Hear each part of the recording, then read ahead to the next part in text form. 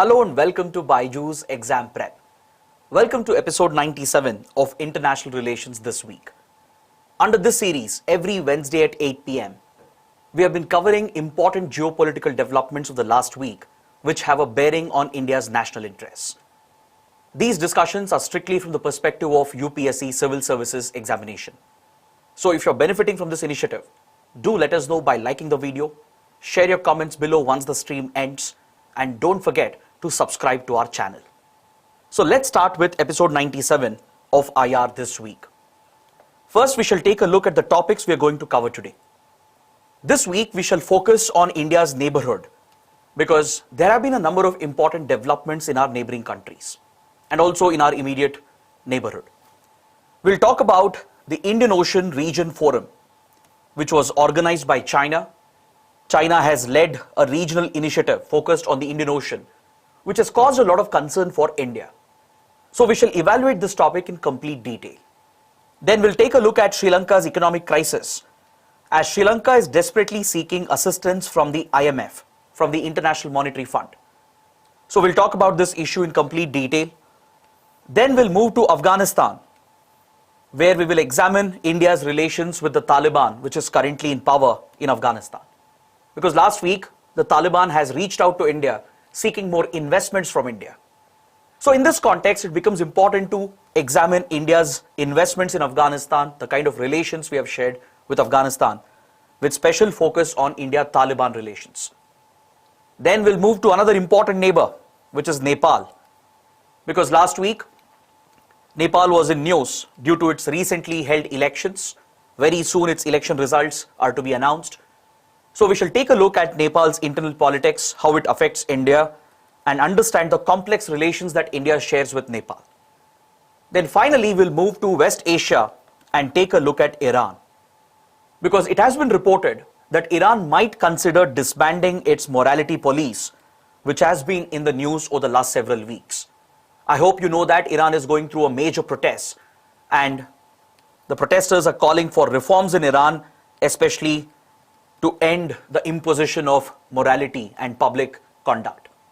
In this regard, there have been certain conflicting reports from Iran. There have been statements indicating that Iran might disband its morality police. This is being countered as well.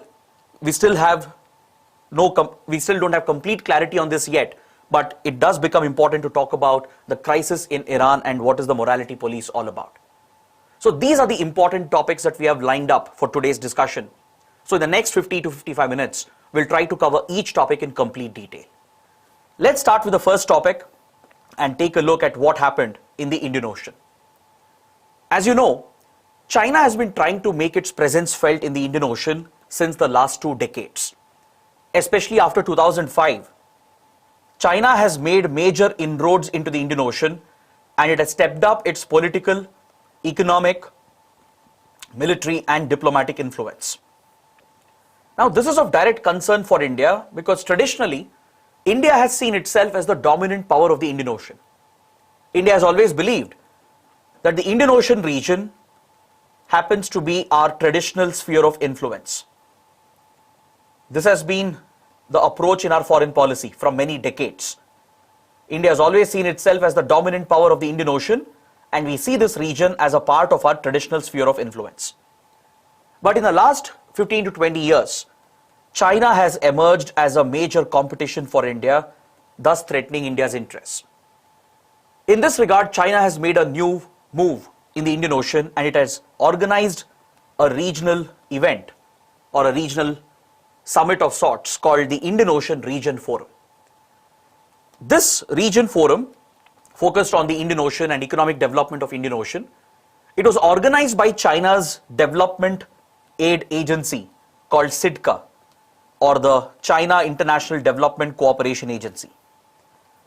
This is a newly established development agency of China through which China is providing foreign aid and foreign loans to other countries so that they can invest them in development projects. So this Chinese aid agency organized this event. It was held on the 21st of November. It was held in the Yunnan province of China. And China stated that 19 countries were invited. 19 important countries of the Indian Ocean region were invited to participate, along with industry leaders from not just the Indian Ocean region, but from around the world. So according to the statements coming out from China, more than 100 participants took part in this event, including official representation from some of these countries. Reportedly, there were senior diplomats officially representing some of these countries. There were few other former leaders of these 19 countries who were in a non-official capacity. There were few industry leaders as well from the private sector attending this particular event. Interestingly, India was left out. India did not participate in the event, even though India is a predominant power of the Indian Ocean. After the region forum was held, a joint statement was issued in which China said that the focus of this newly constituted forum, the Indian Ocean Region Forum, is on promoting economic development and economic cooperation in the Indian Ocean region. The joint statement gives us an insight as to what China is focusing upon the Indian Ocean region with or through this particular regional forum. According to this statement, China is trying to prioritize the promotion of the blue economy model, which focuses on sustainable exploitation of marine resources. China also highlighted that it's going to focus on disaster management because Indian Ocean is hit by multiple disasters. And the joint statement also showed that China would like to build resilience in the region to help the region withstand any shocks and external stress events. China is looking to strengthen the supply chains, build disaster resilience in these Indian Ocean countries, and help them exploit the marine resources such as fisheries, minerals, oil resources, etc. in a sustainable manner. So this shows that the Indian Ocean Region Forum mainly is driven by an economic agenda. It appears that it is driven by an economic agenda, and China is providing leadership to this regional initiative. Now obviously this event caused a lot of concern for India because one, India did not participate in it. China reportedly has said that it had invited India, but India has neither confirmed the reports nor denied it. But the fact is that India did not participate in this region forum in an official capacity. Reports have shown that there were few industry leaders from India, from the private sector, who participated on India's behalf, but there was no official representation from the Indian government. But China has said 19 important countries of the Indian Ocean, the littoral states or the rim states of the Indian Ocean, were invited, and they all took part and participated with China in conducting discussions in this region forum. The participating countries were Indonesia, Pakistan, Myanmar, Sri Lanka, Bangladesh, Maldives, Nepal, Afghanistan, Iran, Oman, South Africa, Kenya, Mozambique, Tanzania, Seychelles, Madagascar, Mauritius, Djibouti, and Australia. As you can see, these countries come from different parts of the Indian Ocean. You have East African countries like Djibouti, Kenya, Mozambique, and the others. There were countries from South Asia like Pakistan, Nepal, Sri Lanka. There were Southeast Asian countries such as Indonesia, Myanmar. So from all across the Indian Ocean, essentially all the important rim states or littoral states were invited. But as soon as China said that 19 countries participated in official capacity, this was countered by Maldives and Australia. Maldives and Australia countered the statement and they said that they did not participate in an official capacity. There were few former leaders of Maldives and Australia who took part in this event, but they were not officially representing their countries. They were not sent by the respective governments. However, other countries, they did send official representatives and they did take part in an official capacity. Now, this is what causes concern for India because India has friendly relations with many of these countries. We are very close to Sri Lanka, Maldives, Tanzania, Seychelles, Oman, South Africa. All these are very close partners for India. But with some others like Pakistan and few other countries, we have a complicated relationship. So China has managed to bring together these countries and it is using this forum to establish its economic and diplomatic influence in the region. So that's the reason why India has been closely watching these developments, and you need to understand this topic in slight detail. You should understand the kind of competition, the strategic competition that we are witnessing between the two great Asian powers in the Indian Ocean. As I mentioned earlier, India has always been a predominant power. We have seen the Indian Ocean as our traditional sphere of influence. From South Asia to East Africa to Southeast Asia, this whole stretch of the Indian Ocean that you're seeing in the map has traditionally been dominated by India. Not just in modern times, even historically, India has been a dominant power in the Indian Ocean region.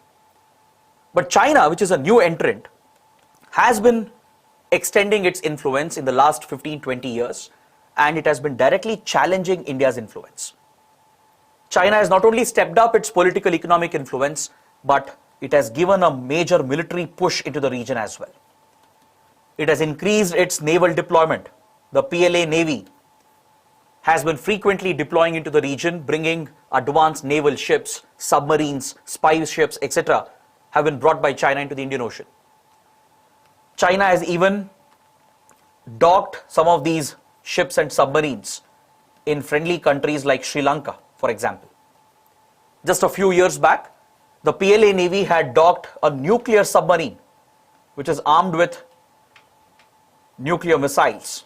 It was docked at the Colombo port in Sri Lanka just a few years back. A few weeks back, China even brought a spy vessel called the Yongwong 5, and it was docked at the Hambantota port in Sri Lanka. So this repeated presence of Chinese naval ships and submarines near the Indian Ocean and near India's waters has always raised concerns for India. India sees this as a security threat and a strategic threat. Over the years, China has carried out infrastructure development across the Indian Ocean. It has invested in many of these countries in creating strategic infrastructure, including ports, airports, runways. It has taken up numerous other developmental and infrastructure projects all across the Indian Ocean. For example, China has constructed the Kyokfu port here in Myanmar, in Bay of Bengal, which is part of the Indian Ocean. It has invested heavily in connectivity projects in Bangladesh. It has built the strategic Gwadar port, which you see here in the map, in Pakistan, in the Balochistan province of Pakistan. It has taken up strategic projects in Sri Lanka, such as Hambantota port project, the Colombo port project, and the others. It has leased an entire island in Maldives, where it is reportedly building port and airport facilities. It has extended influence towards East Africa as well, across Kenya, Tanzania, Mozambique, where China has been building strategic ports all across this region. It has invested heavily in Oman, in United Arab Emirates, and it is also looking to invest in Iran as well. China has even set up a military base, its first foreign military base here in Djibouti, which you see here in the map, which is a small African country in the Horn of Africa region. All these are strategic locations. If you look at Djibouti, it's located near the Bab el-Mandeb Strait, which is a choke point. India depends heavily on the Bab el-Mandeb Strait because this is the route, the trading route that connects Asia with Africa and further with Europe. It is a preferred shipping route that connects the Atlantic Ocean, Mediterranean Sea and Europe with the Indian Ocean and beyond. For India, it is a critical lifeline for its exports and imports. Plus, this region that you see here, near Horn of Africa, is infested with piracy, with pirates. Somalian pirates who come from Somalia, which is an East African country here, they have hijacked ships, commercial ships in the Gulf of Aden region, thereby threatening shipping in the region. So many foreign navies have deployed here to counter piracy, including India, US and European countries. And even China is a major participant in these anti-piracy exercises. The PLA Navy plays an important role in countering piracy, and in the name of countering piracy, China has increased its naval presence, particularly in and around Gulf of Aden. China's naval presence has gone up in the Arabian Sea as well, as it works closely with Pakistan, Iran and others.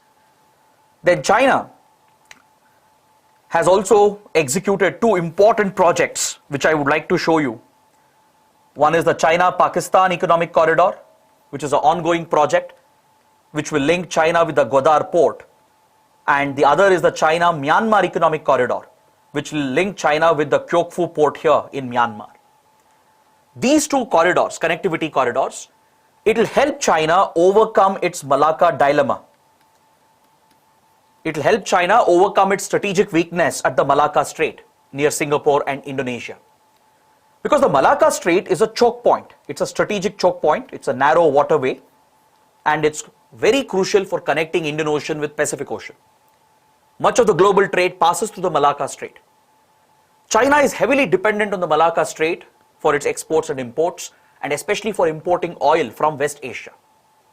China has this fear that this choke point could be blocked by a hostile navy such as the US, which has a major military presence in the Indian Ocean at the Diego Garcia Island, which you see here in the map. Even India has the potential to blockade the Malacca Strait, as India has a major naval and military presence at Andaman Nicobar Islands. So China has always felt that Malacca Strait is a weakness, as it is a choke point. So China has always tried to overcome this weakness by bypassing the Malacca Strait. So these projects, the China-Pakistan Economic Corridor and China-Myanmar Economic Corridor, they will help China bypass the Malacca Strait and directly access the Indian Ocean via Pakistan and via Myanmar, respectively. These projects that we are talking about, they are all part of China's ambitious Belt and Road Initiative, through which it is building a series of roadways, railway links, oil pipelines, port and maritime infrastructure projects all across the Indian Ocean and the Mediterranean, Central Asia, Europe, etc. China wants to bring all these regions together through these major ambitious connectivity projects. Reportedly, China even has a strategy called the String of Pearls strategy, which seeks to encircle India with a series of strategic projects, with a series of strategic ports and other infrastructure projects around India.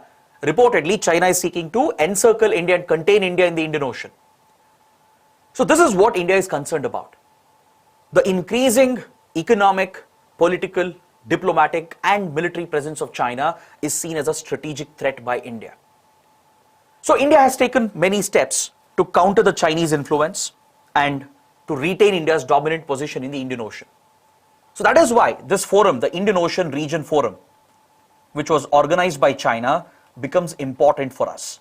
India has closely watched these developments because many friendly countries also have taken part in this regional initiative. India, on the other side, has its own set of initiatives with friendly countries, with important regional groupings, through which we are trying to establish our dominant influence in the Indian Ocean. We have the Sagar Doctrine of India, which was launched by the Modi government in 2015 to guarantee security and growth for all countries in the region. Through Sagar Doctrine, India is trying to ensure security and growth for all in the region, that is across the Indian Ocean. We are part of many important regional initiatives such as IORA or the Indian Ocean Rim Association. It's a grouping which was founded by India along with Mauritius and South Africa back in 1990s. Today this group has nearly 23 member states. It brings together all the important littoral states, the rim states of the Indian Ocean. You can see the members over here. All these countries in West Asia, East Africa, in the Indian Ocean, South Asia, Southeast Asia, including Australia and France. All these major powers which have stakes in the Indian Ocean, they are part of this grouping called IORA, which is led by India. IORA focuses on many important sectors like economic cooperation, promoting the blue economy model, which China is also trying to promote. IORA focuses on disaster management, providing HADR assistance during times of disasters, that is humanitarian assistance and disaster relief.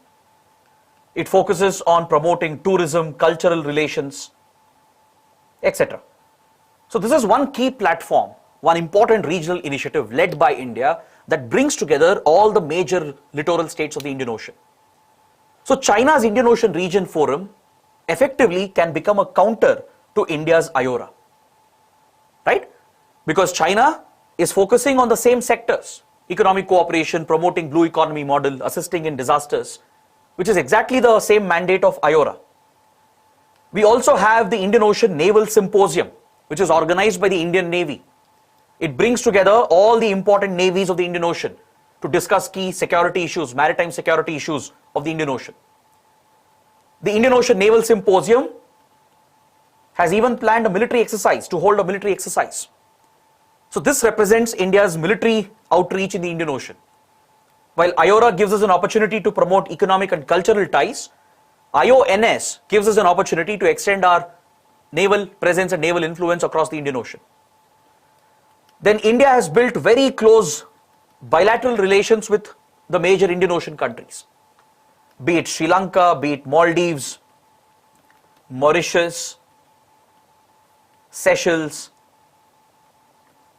Bangladesh, Myanmar, and all the other Indian Ocean countries, even East African countries, Iran, then UAE, Oman, Australia, Indonesia, Singapore, Thailand. With all these countries, we have very strong bilateral relations with focus on maritime security and defense relations. We provide a lot of defense military assistance to the small countries, especially like Sri Lanka, Maldives, Mauritius, and Seychelles. We have given defense equipment to them. We have given them helicopters, reconnaissance aircrafts, naval vessels, and ships have been gifted to these countries to step up their maritime surveillance.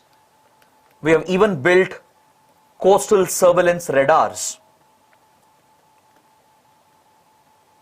not just covering India's coastline, but we have extended the radar coverage to Mauritius and Seychelles as well, so that India can track the movement of ships across the Indian Ocean. It's a major intelligence project for India to carry out surveillance and monitoring across the Indian Ocean. We are even part of another regional security grouping called the Colombo Security Conclave. The Colombo Security Conclave, which was recently established.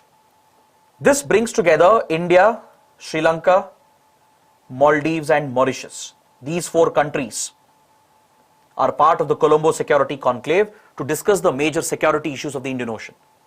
Even Bangladesh, Seychelles, they're all observers to this conclave. And we have plans to bring Bangladesh, Seychelles, and even Myanmar as members into this important grouping. We have also become an observer to another important group called the Indian Ocean Commission.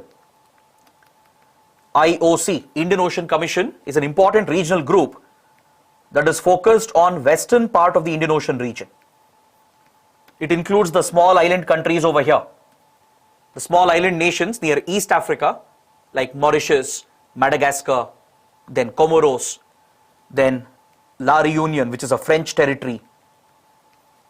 All these important island nations present here next to East Africa in the Western Indian Ocean, they are members of this commission called Indian Ocean Commission, which is an important regional group.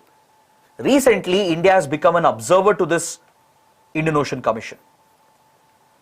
So these are some of the steps that India has taken in the diplomatic domain, in the military domain, to retain our influence and to directly counter the rising presence and influence of China. Right? So China has clearly stepped up its military influence, as we discussed. It has made very big economic investments as well. And now it is leading this new initiative called the Indian Ocean Region Forum, which is seen by India as a threat. So we need to wait and watch to see how things will develop, to see which countries will actively participate in this regional forum, and to understand how it might affect India's influence and how it could affect other groupings like IORA or Indian Ocean Rim Association, which is led by India. It's in this context that the topic, the development, becomes very, very important for both prelims and mains. The various facts we have discussed, the important places that we have mentioned, they could be very relevant for your prelims. You can get a prelims question based on the Indian Ocean region. Or there could be a mains question here as well, talking about the India-China competition, the great game between India and China in the Indian Ocean. So that is why this topic is so important, and we have tried to cover it as comprehensively as possible. Now moving on to the second topic, we'll talk about Sri Lanka and its economic crisis. As many of you know, in the last few months, Sri Lanka has been going through a major economic crisis. So to overcome this economic crisis, it is seeking assistance from the IMF, the International Monetary Fund. In this context, Sri Lanka was in news. So let's understand this development and its relevance for India. See, Sri Lanka, it depleted its foreign exchange reserves. Its forex reserves were more or less depleted at the start of this year. Sri Lanka was staring at bankruptcy. Its public debt had increased to almost 51 to 52 billion dollars. This was the debt or the debt burden that was on Sri Lanka. It was more than $50 billion. And Sri Lanka was in no position to repay this amount which it had borrowed from various creditors. It had borrowed heavily from China, from India, from Japan, and also from the international market, from World Bank, from Asian Development Bank. So from various creditors, from various countries, lending agencies, and the international market, Sri Lanka had borrowed heavily from these creditors, and it had overshot its budget repeatedly, and eventually it pushed the country into this grave economic crisis. Sri Lanka has been spending more than it can afford in the last 15-20 years. Sri Lanka has borrowed these heavy loans. It has not been able to repay them. Its economy has been hit by a crisis because of the slowdown in Sri Lanka's economy, because of the COVID-19 pandemic, and due to other external factors. So combination of all these factors has pushed Sri Lanka's economy into this serious crisis. It was running out of forex reserves with no money to pay the loans it had borrowed, and it didn't have enough foreign exchange to continue imports. As a result, there was a shortage of essential items in Sri Lanka. It led to massive inflation and riots, and it led to change of government as well in Sri Lanka. This economic crisis was largely blamed on the Rajapaksa government, on the Rajapaksa brothers, who have been in power in Sri Lanka for quite a long time, since 2005. From 2005 to 2015, for 10 years, Mahinda Rajapaksa was leading the country, who was seen as a pro-China leader. So under Mahinda Rajapaksa, Sri Lanka had borrowed heavy loans from China, also from India, from IMF, from World Bank and others. Then his brother Gotabaya Rajapaksa came back to power in 2019. Since then, Sri Lanka again had borrowed heavily from the international market, increasing its debt burden. Plus, it had spent heavily on unnecessary, wasteful projects, unviable projects. It took heavy loans from China to fund the Hambantota port project, which has become a financial failure. It has pushed China into a debt burden, and Sri Lanka has not been able to repay the loans it had borrowed. It brought an abrupt end to use of fertilizers. It banned the usage of fertilizers and overnight switched the country's agriculture to organic farming.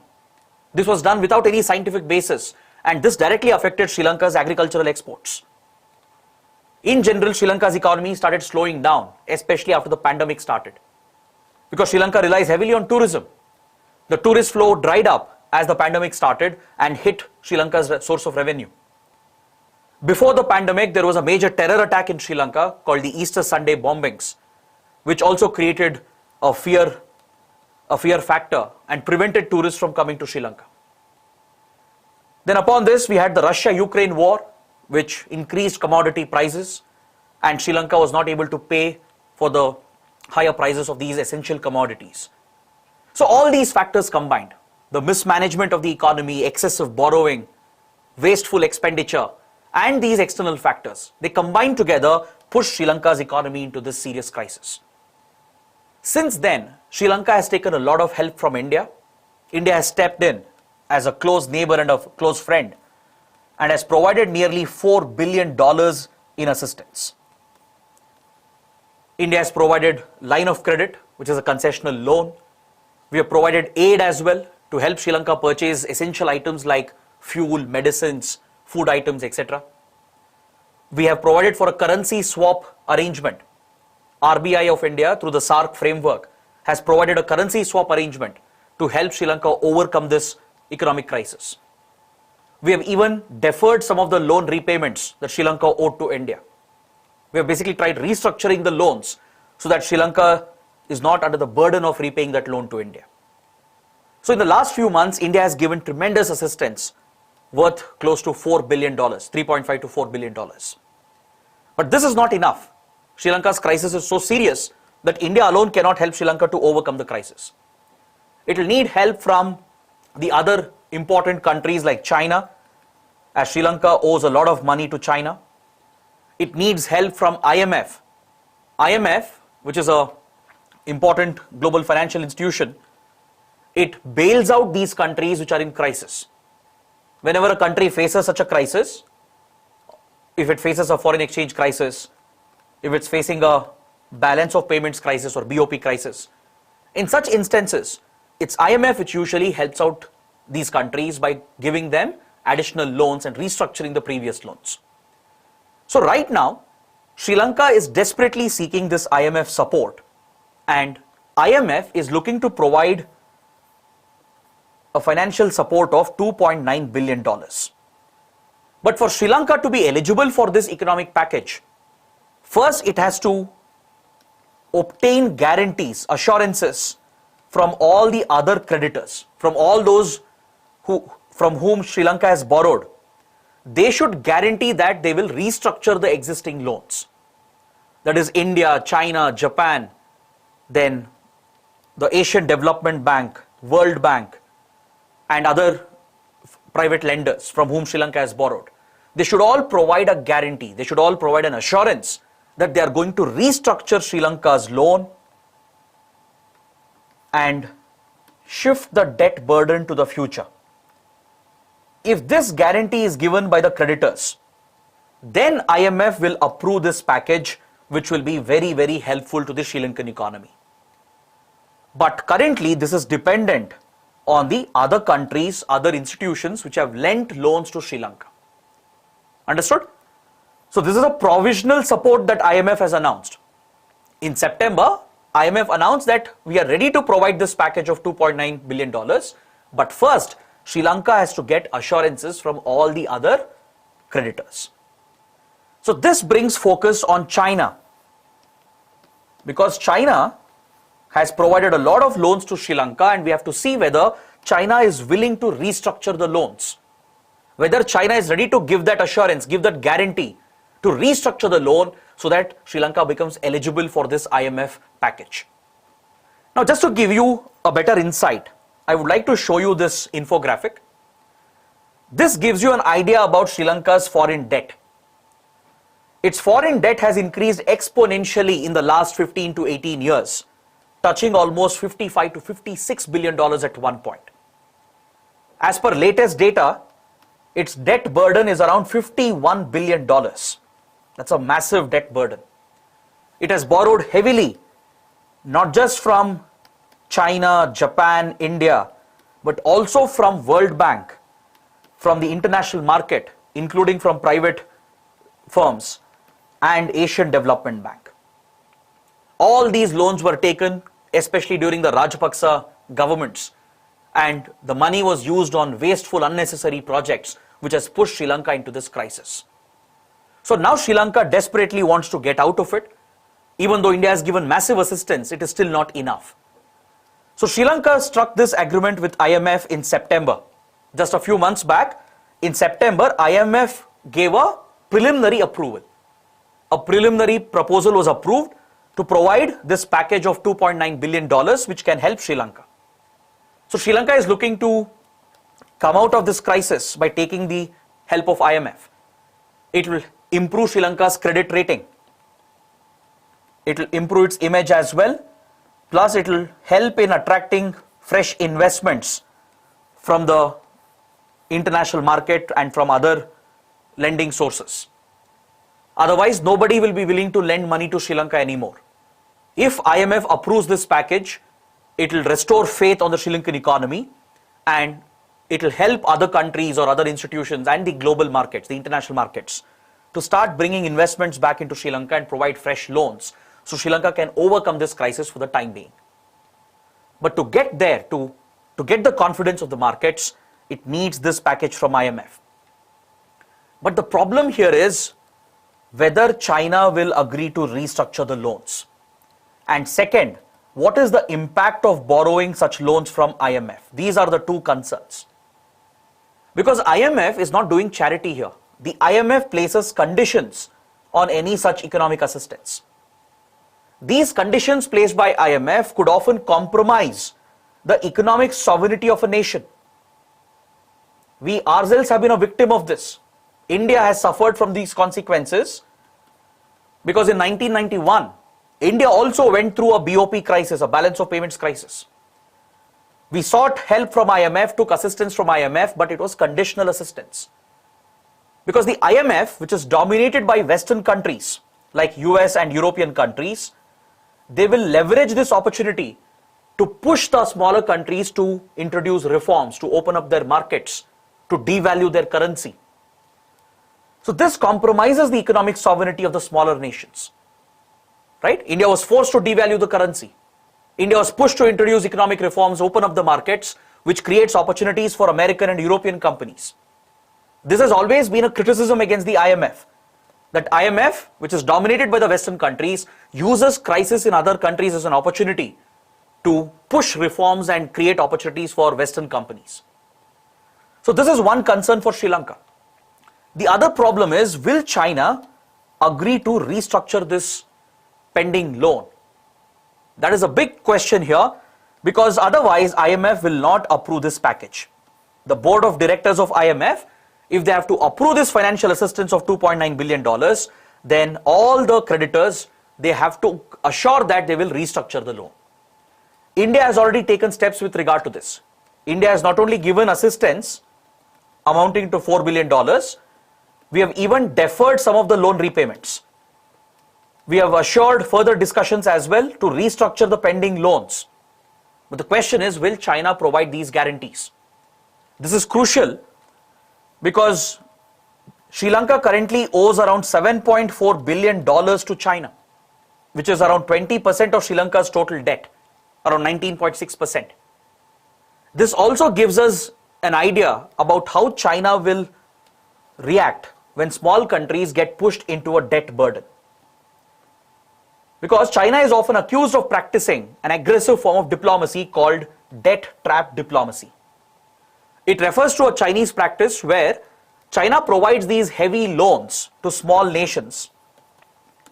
Small countries like Sri Lanka, Myanmar, small African nations, they get attracted by these loans given by China, these concessional loans, and they borrow heavily from China and try to invest them in certain infrastructure projects.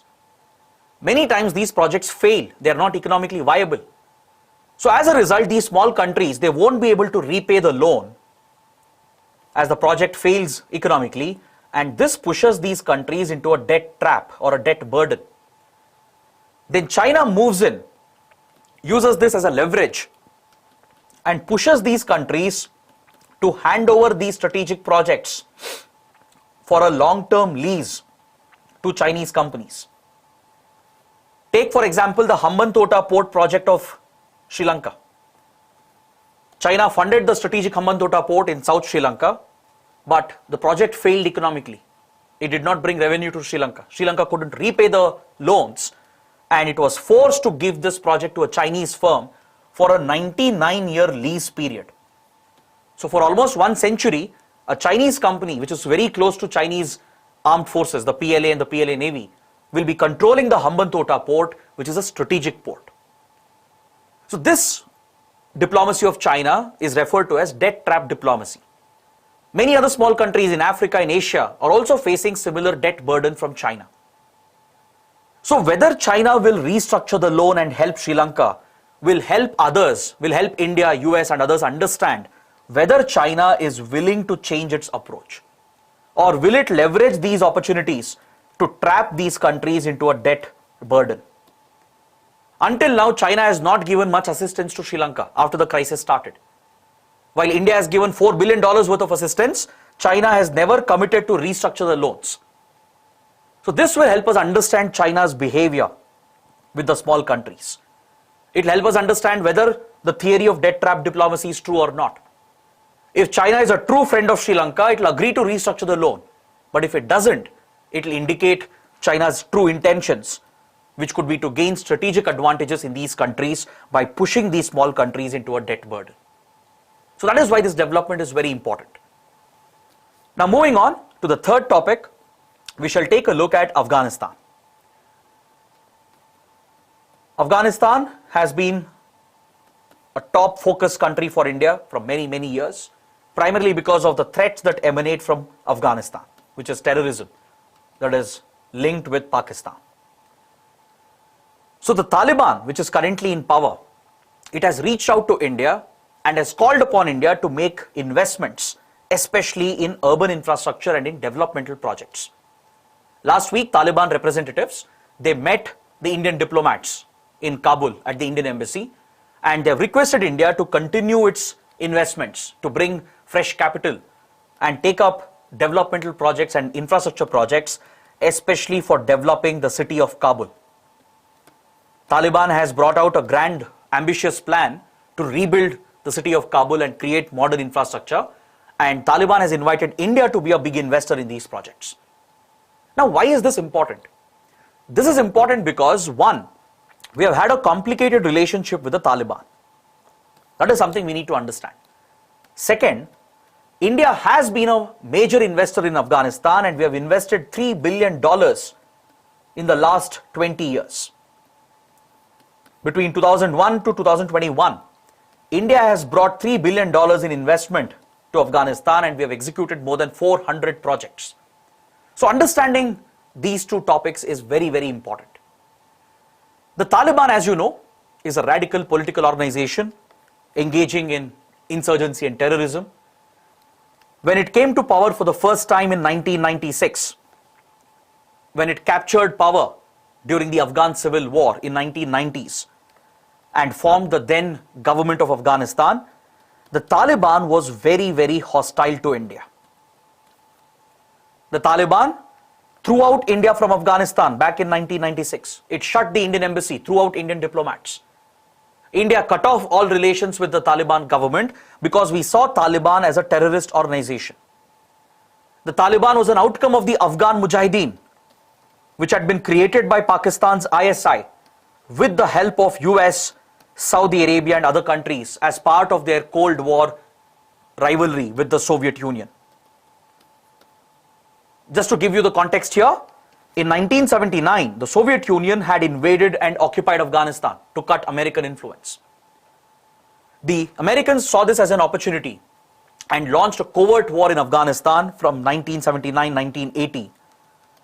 And along with Saudi Arabia and few other European allies and Pakistan, they've sponsored a covert war against the occupying Soviet forces by training and funding the Afghan Mujahideen. They radicalized the Pashtun community, gave them training, gave them weapons, and pushed them to launch an insurgency war, an insurgent war against the Soviet forces. The remnants of the Afghan Mujahideen, after Soviet Union was defeated and driven out of Afghanistan by 1989, the remnants of Afghan Mujahideen started competing for power. They started fighting for control of the future Afghan government. This pushed Afghanistan into a civil war in 1990s, and in the middle of this crisis, a new student-based radical group came up called the Taliban. So it's a byproduct of the Afghan Mujahideen itself.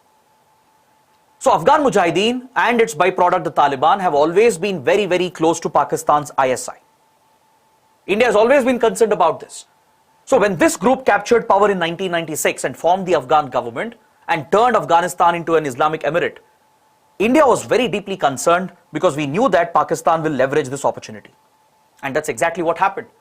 Taliban broke relations with India. India also cut off ties with the Taliban, and we branded Taliban as a terrorist organization. Because Taliban was sheltering various anti-India terror outfits, including Lashkar-e-Toiba, later Jaish-e-Mohammed, the Hizbul Mujahideen, and Taliban has always nurtured the Al-Qaeda as well. So given these links of Taliban with various terrorist outfits and Pakistan, India cut off ties with Taliban and we stayed away from the Taliban. Then came the 9/11 attacks of 2001. The US invaded Afghanistan after the 9/11 attacks as Taliban was not ready to cooperate. It was not ready to give up Al-Qaeda. It was not ready to assist US and the NATO forces to get Osama bin Laden and to bring Al-Qaeda down. So as Taliban was sheltering the Al-Qaeda, the US declared war on Afghanistan and brought an international coalition force to invade the country. So in 2001, this international security assistance force led by the NATO, led by US, they invaded the country and toppled the Taliban government. So Taliban was thrown out from power, and for the next 20 years, a civilian government was installed in Afghanistan. Now this was the opportunity India was waiting for. Because when Taliban was in power, India had lost its influence. Many anti-India terror groups had got a presence in the country. Along the Afghanistan-Pakistan border, a terror ecosystem had been created by Pakistan's ISI, its army, and the Taliban, who are acting in joint coalition. So India sensed the opportunity as soon as Taliban was removed from power and reached out to the new Afghan government and established very close friendly relations. In these 20 years, we made very big investments in reconstructing and rebuilding Afghanistan. We invested $3 billion to build important developmental projects. But last year, the Taliban came back to power. The Taliban toppled the Afghan civilian government after the US withdrew its forces. The US struck a deal with the Taliban itself and pulled out all the troops. Various other countries had pulled out their troops as well, much before that. And the US eventually pulled out its troops after this 20-year war. And it left the fate of the country in the hands of this radical outfit. So last year, as soon as the American troops were withdrawn after the US-Taliban peace deal, Taliban immediately ran over the country, threw out the Afghan civilian government and captured power. So this has pushed the country into a crisis again, and there is a lot of uncertainty as of now regarding India's investments and projects in the country.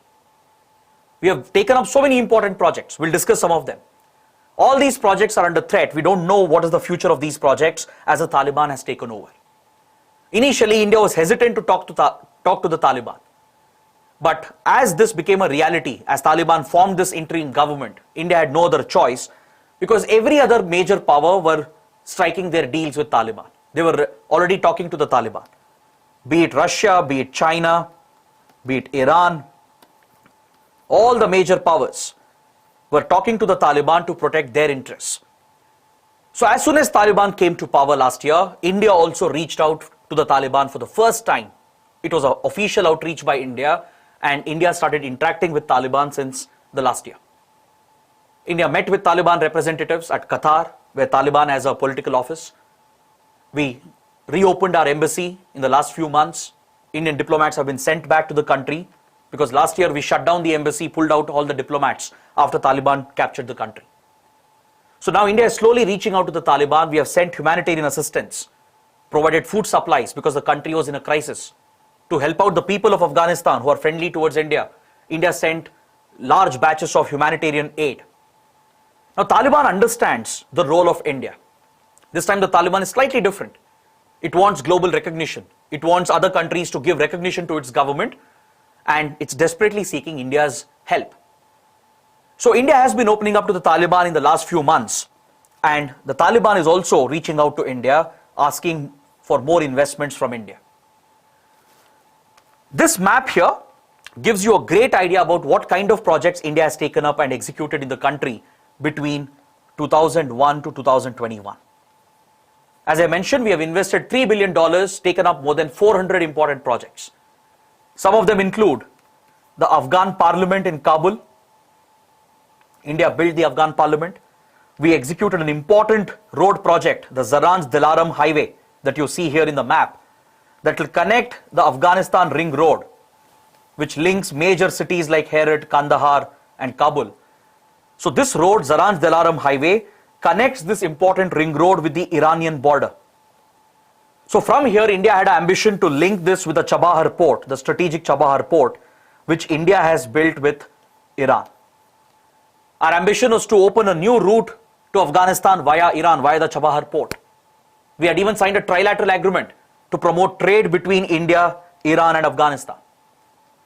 Then we built the Salma hydropower dam in Afghanistan. Apart from this, we built schools, hospitals. We provided limited defense equipment as well. We trained their students, their civilian officers, their military officers. They were all trained in Indian institutions. We provided scholarships. So such wide-ranging assistance was given by India during these 20 years. But now, since Taliban took over, there was uncertainty over these projects and what will happen to these investments. So to protect these investments and to protect India's influence and interests, India has changed its approach towards the Taliban. We have been slowly reaching out to the Taliban. We have, like I said, reopened the embassy. sent a team again, a team of diplomats have been sent back, and Taliban is also reaching out to India. It's in this context that Taliban asked India to invest in rebuilding Kabul, in taking up development projects and infrastructure projects. So that is why this development is very, very important. Now coming to the fourth topic, we shall take a look at the elections that were held in Nepal and what consequences does it have for India. Just a few weeks back, on the 20th of November, Nepal parliamentary elections were held. The counting is still going on. The final results are yet to be announced. But as it appears, the current ruling coalition led by Nepali Congress, which is a major party in Nepal, is expected to win the election, and the current Prime Minister, Sher Bahadur Deuba, is likely to lead this coalition back to power in Nepal. Right? Initial results which have been announced clearly shows that Nepali Congress led by Prime Minister Sher Bahadur Deuba, along with this coalition, which includes the Communist Party of Nepal, Maoist Centre Party, led by Prachanda or Pushpa Kamal Dahal, this coalition is likely to emerge victorious. Both these parties and leaders are quite close to India. Nepali Congress has historical relations with India. Even the Communist Party of Nepal, the Maoist Centre Party, led by Prachanda, is also quite close to India. So India is expecting this coalition, the current ruling coalition, to win and come back to power, and this is actually good news for India. So this election is very, very significant. It has great implications for India for two reasons. The first reason is that this is the second such election being held in Nepal since 2015, when Nepal adopted its republican constitution. Nepal transitioned into a democracy, into a republican state very recently. Until a few years back, before 2005, Nepal was a theological state. It was a monarchy. It wasn't a democratic state. It wasn't secular. It wasn't a republican state. It was a theological monarchy until recently. It was a Hindu state. After a period of crisis, Nepal transitioned into a democratic, secular, republican state, and finally in 2015 it adopted a constitution. Since then, India and Nepal have had many issues. Even before this, from 1980s to 2015, we have had many issues with Nepal, and it has deeply affected India's interests. So this election happens to be the second election after the new constitution was adopted, and since the results might go in favor of the ruling coalition, it is likely to benefit India. That is why this development is so important. With regard to India's point of view, it will be good for India if Deuba comes back as the Prime Minister and leads the Nepali Congress and this coalition back to power in the country. Because, as I mentioned, the current government or the incumbent government has had good relations with India. It has fixed some of the problems that had been earlier created by KP Oli, who has been a controversial Prime Minister in Nepal. KP Oli was in power in 2016 and again in 2020. He belongs to another party called the Communist Party of Nepal, Unified Marxist-Leninist. This party, and especially KP Oli, have been aligned with Chinese interests, and while he was in power, he had taken several anti-India steps. Several anti-India measures were taken which had derailed India-Nepal relations. Just to give you a little bit of background here, I would like to show you this map. This map helps you understand the neighboring states which share borders with Nepal. You can see that Uttarakhand, UP, Bihar, Sikkim, West Bengal. These Indian states are the border states sharing borders with Nepal. It's a very important fact for your prelims. So Nepal has always been a priority for us because it is sandwiched between India and China. Ever since China annexed Tibet in 1949-1950, since then, India and Nepal have shared very close security relations. We have had very good relations from 1947 to almost 1980s. Very peaceful, very friendly relations, free from any issues. This relationship between India and Nepal is based on the 1950 Treaty of Peace and Friendship. This is the very foundation of India-Nepal relations. This treaty created a system of open borders between the two countries. We have an open border. There are no hard border controls between India and Nepal. You don't need a visa to visit the country, and vice versa. We have given national treatment to Nepalese in India, and Indians get national treatment back in Nepal. So such a close relationship has been built based on the historical civilizational ties that we have with Nepal. Hinduism, Buddhism form a common link between the two countries. We have many important cultural sites, pilgrimage sites that link India and Nepal. Nepalis come to India in large numbers to study, work and settle. So this close relationship progressed really well from 1947 to 1980s. Even when Nepal was a monarchy and a Hindu state and a theological state, India had very good relations for around 30 to 40 years. But then problems started emerging because Nepal's monarchy started swinging towards China somewhere around 1980s. This has always been of concern for India as Chinese influence started growing from this period, especially after Sikkim was merged into India in 1970s. Since then, Nepal got concerned. Nepal got worried that India was forcing the small Himalayan kingdoms to join India. Since then, Nepal's monarchy started playing India against China. Nepal would frequently play the so-called China card, allow China to have greater influence in order to use this as a leverage against India.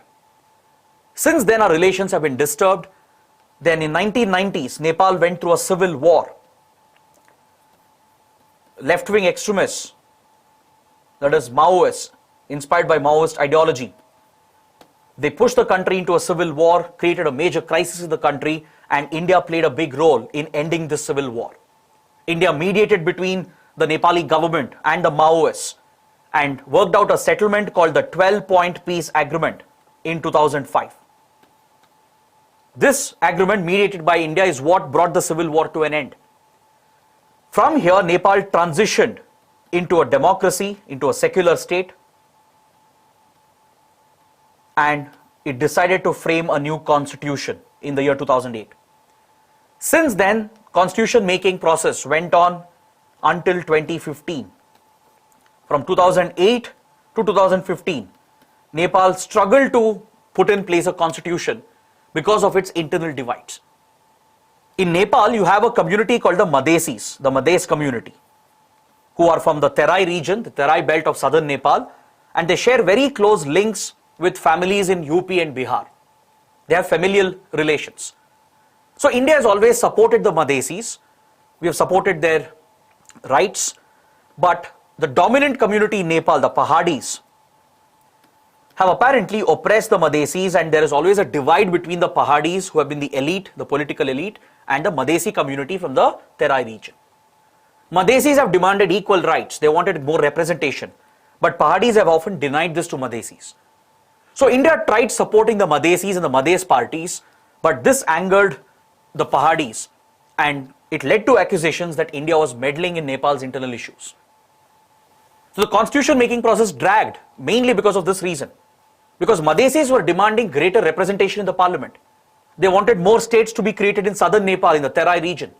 And India was backing this, but eventually the constitution adopted in 2015 did not fulfill the aspirations of the Madhesis. So India was not very happy when this new constitution was adopted, but this led to a rise in anti-India sentiments in Nepal. Several politicians like KP Oli, they capitalized on this and they built their electoral future by promoting such anti-India sentiments. They blamed India for all the problems. They blamed India for meddling in the political situation and crisis of Nepal. So by using this as an opportunity, leaders like KP Oli emerged to power, and when he was the leader in 2016 and 2020, he took several measures against India. He would allow China a greater presence and influence. Nepal would join the Belt and Road Initiative. Then in 2020, KP Oli aggravated the border disputes, which were actually minor disputes between India and Nepal. India and Nepal actually have an old dispute over here along the Nepal-Uttarakhand border at a place called Kalapani. We also have another small dispute between Nepal and Bihar along this border here at a place called Susta. These two small border disputes, they are a relic of the colonial era. They have existed from 1800s when the Treaty of Sogoli was signed between British India and the then Kingdom of Nepal. It was signed after the Anglo-Nepalese War. Since then, this border issue has remained. Post-independence as well, it has been a minor issue between India and Nepal. But KP Oli aggravated this dispute, turned this into a major issue between India and Nepal. Nepal would claim Kalapani. It carried out a constitutional amendment to change the map of Nepal and claim this whole region, which is actually under Indian administration. Kalapani is part of the Pithoragarh district of Uttarakhand. This is a strategic area for India because here you have the Lipu Lake Pass, which is a tri-junction point between India, Nepal and China. For India, it is strategically vital to have a major military presence here at Lipu Lake. India has built strategic roads through Kalapani, but Nepal deliberately tried to claim this area, turned this minor border issue into a major issue, and thus India-Nepal relations were deeply affected when KP Oli was the leader. So later, there was an internal constitutional crisis which led KP Oli to step down, and since then Nepali Congress has come to power. Since then, Deuba has become the Prime Minister, leading a coalition of Nepali Congress and the Maoist Centre Party, both of which are quite close to India. So that is why the electoral results which are expected, it's likely to bring good news for India, because if the ruling coalition comes back to power, it is good news for India. It's going to keep away anti-India leaders like KP Oli, and India will see this as a major positive sign to take forward the India-Nepal relations. So that is why this development is so important. Now coming to the last topic, we'll talk about Iran and its morality police. Iran has been in the news over the last several weeks for all the wrong reasons. Iran has witnessed massive protests following the killing of Masha Amini, a 22-year-old woman. Apparently, Masha Amini was detained by Iran's notorious morality police, whom you can see in this image over here. Iran's morality police, they patrol around Iran using these cars, which are, these white cars striped with green color, right? This force, the morality police, it consists of both men and women officers. Their job is to enforce morality, enforce the way people dress, the way people get haircuts, the way people conduct themselves in public. This is to promote the imposition of the strict Sharia law as per the interpretation of Iranian authorities. So Masha Amini, who had been detained for violating the morality code, apparently was subjected to violence in custody, and as a result of this reported custodial violence, Masha Amini lost her life. This triggered massive protests across Iran. It has continued for several weeks, and it has represented a major challenge to the Iranian government. In this context, there were reports coming from Iran. The Attorney General, who is a public prosecutor, he apparently stated that Iran is looking to disband the morality police. So this became global headlines. All major media outlets picked it up because it's a very big development for authoritative, conservative country like Iran. But there are contradictory reports as well. Iran's official media has denied it. There are other reports coming from Iran that there is no decision taken to disband the morality police. There is still a lot of uncertainty on this, but however, the topic in itself is quite relevant. Because see, back in 1930s, Iran was moving towards more progressive and openness in its society. The then Shah, the Reza Shah Pahlavi, who was the ruler of Iran, he brought in progressive reforms, even banned hijab and other orthodox practices, and tried to reform Iran's society and Iran's politics. By 1951, his son would become the Shah of Iran, but he was seen as an ally of the United States. During the Cold War period, between 1950s to 1970s, the Shah of Iran was accused to be a puppet of the CIA, the American intelligence agency. So within Iran, opposition started growing against the Shah of Iran for being a puppet of the US, especially the radicals, the Shia radicals, the clerics who were orthodox conservative. They would align together and start opposing the Shah of Iran. In 1979, this led to a major revolution, the Iranian Revolution of 1979, through which the Shah of Iran was overthrown and the Shia radicals captured power in the country, and since then Iran became an authoritative conservative state. The Ayatollah al-Khamenei, who is the supreme leader, religious leader, would become the supreme leader of the country itself. Basically, the Iranian government, the Iranian president, would function under the supreme leader, that is the Ayatollah. Ayatollah is a religious leader. So the country turned towards Shia conservatism. It would adopt conservative values and try to adopt and enforce its version of the Sharia law. So since then, hijab was made mandatory in 1980s. Later, Iran would set up the so-called morality police. In 2006, morality police started functioning, and it's locally called as Gasht-e-Irshad. This morality police, the job of this police is to patrol the cities, patrol the country, and enforce the strict dress code and the conduct codes and the social rules.